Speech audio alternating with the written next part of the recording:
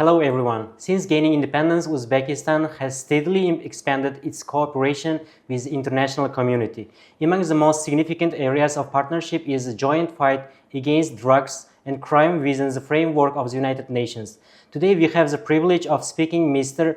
Oliver Stolpe, the regional representative of the United Nations Office on Drugs and Crime for Afghanistan, Central Asia, Iran and Pakistan, to discuss these priorities and the prospect for the further collaboration in this field. Mr. Oliver Stolpe, welcome. Thank you very much for having me.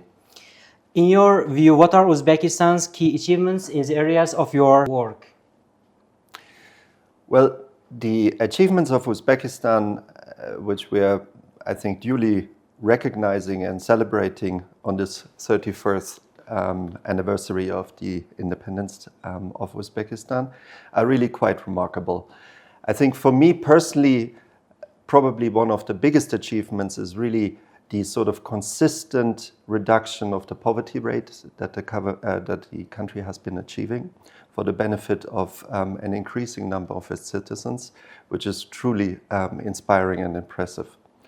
But also when we look, for example, at issues of public safety, when we're looking at issues of corruption prevention, when we're looking at the issue of human trafficking, in all these different areas, I see some very significant improvements over these last years.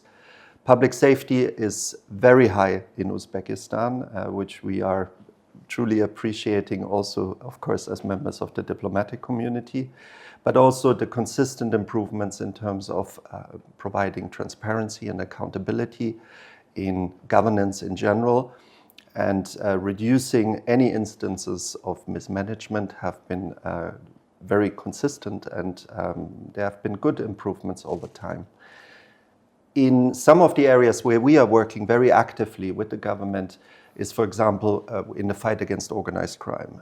So we have been supporting the Ministry of Interior in particular in establishing intermobile teams at all regional levels, and they are now responsible for more than 60% of all the drug seizures that are being conducted in the country. So very significant operational achievements. We also have seen in recent times, in particular in this last year, a very good increase in the investigations of human trafficking cases.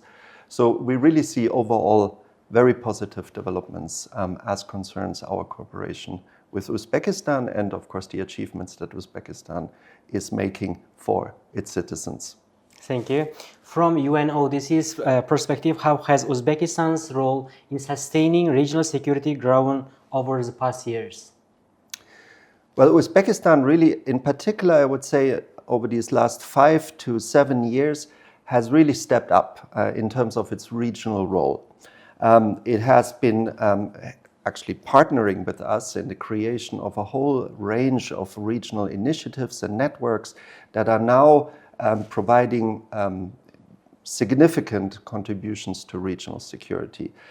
There has been, of course, the IRENE network, which is the interregional network of countries across Central Asia, but also including countries beyond Central Asia, Southern Caucasus, as well as Pakistan, that is bringing together the customs authorities. And we see improvements both in terms of processing times on the borders, in terms of goods and people that are crossing borders. And we are seeing at the same time increased security, because there's a growing number of seizures that are being conducted by customs authorities, and that make us all, of course, safer. There's also the regional platform for the fast tracking of the implementation of the UN Convention Against Corruption, which has been launched here in Tashkent, actually, in 2023. In 2021, Uzbekistan took the lead to invite all the regional countries to Bukhara. It resulted in the Bukhara Declaration Against Human Trafficking. And since then, we had regular meetings across the region that have helped to implement this Bukhara Declaration, including creating a network of law enforcement officers across the region specifically dedicated to the investigation and prosecution of cases of trafficking in persons. And then, of course, which is very dear to my heart personally, the launch of the Regional Youth Network for Drug Prevention.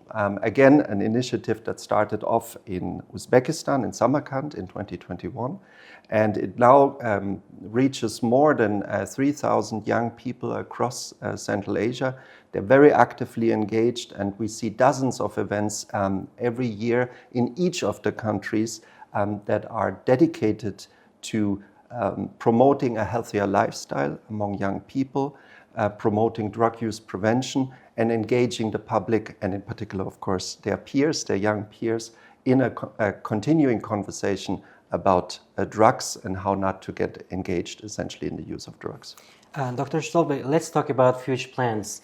What are the key initiatives and reforms that you will be supporting in the coming years? Well, the most important initiative that we are already starting to work towards is the hosting of the Conference of State Parties to the UN Convention Against Corruption, which the government has proposed to conduct in December 2027 in Tashkent. We are already working very closely both with the Ministry of Foreign Affairs as well as, of course, with the Anti-Corruption Agency and all the stakeholders in the fight against corruption to prepare for that event. We are really trying to make sure that all the events that Uzbekistan is planning at this present stage, the most important one coming just up with the Anti-Corruption Forum that will be conducted in October, to bring them all in a logical line in the build-up to that conference, so that we are making sure that the policy priorities can be clearly defined at regional level, and that Uzbekistan, together with its partners in Central Asia, can play a truly constructive and powerful role in terms of shaping international anti-corruption policy. In your view, what role should youth play in the combating drugs and crime? What new strategies are needed to encourage them to be more active in these efforts? Well, as I mentioned already, the Regional Youth Network is really exemplary in that regard. We are very eager to work with them, and I'm meeting with them almost on a monthly basis, both here in Uzbekistan, but also in the other countries. And I honestly have to say, the strategies that we might have in mind are very important, but even more important is what the young people do themselves.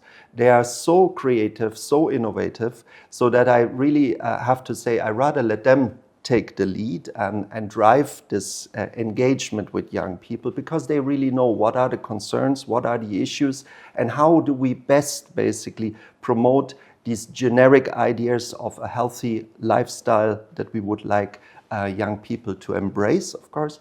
And that is really where we are placing all of our efforts into making that regional network as vibrant and as productive as possible. You know, very soon in Uzbekistan we celebrate our Independence Day. And what symbolic meaning do you think Uzbekistan's Independence Day celebrations carry for international partners?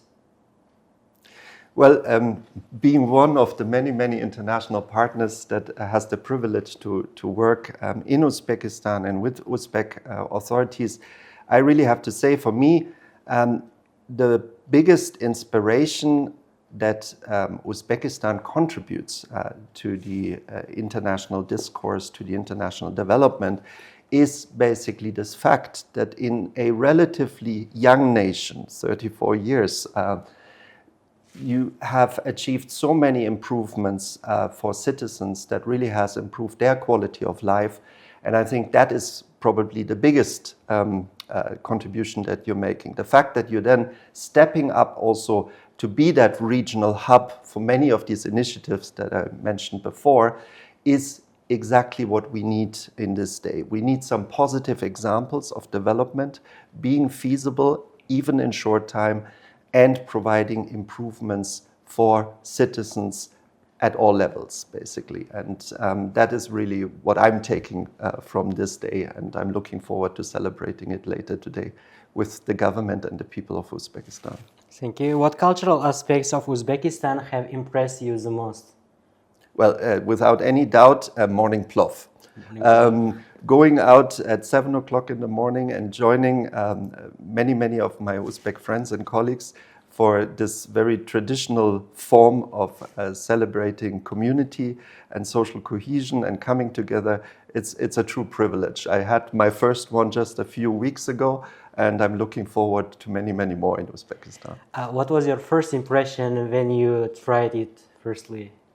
The first impression was actually that I served many years before in Nigeria, and in West Africa they also have a rice dish that actually reminded me a lot of the plov, even though the plov has, of course, its very specificities, which I'm truly appreciating. And the more varieties I get to taste of plov, the more I become a fan of it. On the eve of Uzbekistan's Independence Day, what is your wishes for Uzbek people? Well, first of all, to rejoice in the achievements and to be inspired for more achievements in the future. Your Excellency, thank you so much for this open and insightful conversation. We really appreciate your time and effort. Thank you very much. Thank you so much. Katakan rahmat. Rahmat.